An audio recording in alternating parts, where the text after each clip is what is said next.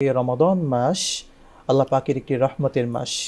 এই মাসে কোরআন তেলাওয়াতের প্রস্তুতি আমরা কিভাবে নিতে পারি? আমরা আমাদের ঘরে, আমরা আমাদের অফিসে, কর্মব্যস্ত সময়, ট্রাফিক জ্যামে যখন থাকি, সেই সময়গুলো কিভাবে কোরআন তেলাওয়াত আমরা করতে পারি বলবেন দর্শকদের। মাহে রমাদান এটা হচ্ছে কোরআনের মাস। জি, এই মাসে আল্লাহ রাব্বুল আলামিন কোরআন নাজিল করেছেন এবং এই মাসে আমাদের যারা মুসলিম জাতি আছি অটোমেটিকলি কোরআনের প্রতি একটা ভালোবাসা, কোরআন তেলাওয়াতের প্রতি একটা ভালোবাসা আমাদের জাগ্রত হয়। যেমন ধরেন যারা কোরআনে কারীম পড়তে পারেন না, তারা খতমে তারাবির মাধ্যমে পুরোটা কোরআন শুনে তারা শ্রবণের মাধ্যমে খতম দিচ্ছে নিঃসন্দেহে। জি, সুবহানাল্লাহ। এমনিভাবে যারা পারি না তারা যদি এই রমজান মাসের কিছু সময় আমরা বের করে যদি কোরআনে কারীম শেখার জন্য চেষ্টা করি, এটা একটা ফায়দা হতে পারে। এবং যারা কোরআনে কারীম পড়তে পারি তারা আমরা বিভিন্ন সময়ে অল্প অল্প করে কোরআনে কারীম তেলাওয়াত করব। একটা টার্গেট নিয়ে তেলাওয়াত করব যেন দৈনিক অন্তত পক্ষে একটি পারা হলেও আমরা তেলাওয়াত করতে পারি। 30 দিনে 30 পারা একটা খতম হয়ে যাবে। আমরা বিভিন্ন সময় অবসর সময়ে তেলাওয়াত করতে পারি। হাদিস শরীফের মধ্যে আসছে কোরআনে কারীম কিয়ামতের দিন এসে বলবেন, হাল তা'রিফুনি, আমাকে চেনো? তখন বলবেন লা আ'রিফুকা মান আনতা।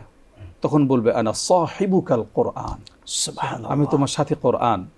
এরপরে এই কোরআন তেলাওয়াতকারীর জন্য আল্লাহ রাব্বুল আলামিনের দরবার সুপারিশ করবে।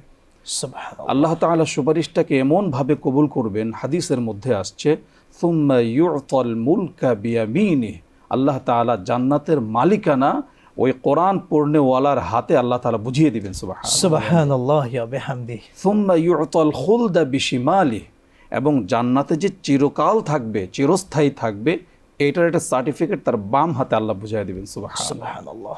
এবং আরেকটা সুসংবাদ আছে, যারা আমরা অভিভাবক আছি, যারা আমরা নিজেরা পড়তে পারি না কিন্তু আমাদের সন্তানদেরকে কোরআন পড়াচ্ছি, তাদের জন্য সুসংবাদ হচ্ছে এমন যে ওয়ায়ুকসা ওয়ালিদাহু হুল্লাতাইন, যে তার পিতামাতাকে আল্লাহ তাআলা 2টা পোশাক পরিধান করাবে। লা ইউকাউযিমু লাহুমা আহলুদ দুনিয়া, এই দুনিয়ার সমস্ত মানুষ মিলে তার মূল্য কখনোই পরিশোধ করতে পারবে না। সুবহানাল্লাহ ওয়া বিহামদিহি। তারা বলবে, ইয়া আল্লাহ তাআলা লিমা ইউকসা, কেন আমাদেরকে পরিধান করানো হলো? তখন বলবে, আল্লাহ তাআলা বলবেন, বি আখযি ওয়ালাদিকুম আল কোরআন, তোমাদের সন্তান সন্ততি কোরআনকে ধারণ করেছে, কোরআনকে নিজের মধ্যে আমলের মধ্যে নিয়েছে, কোরআন গ্রহণ করেছে, এটার উপর আমল করেছে।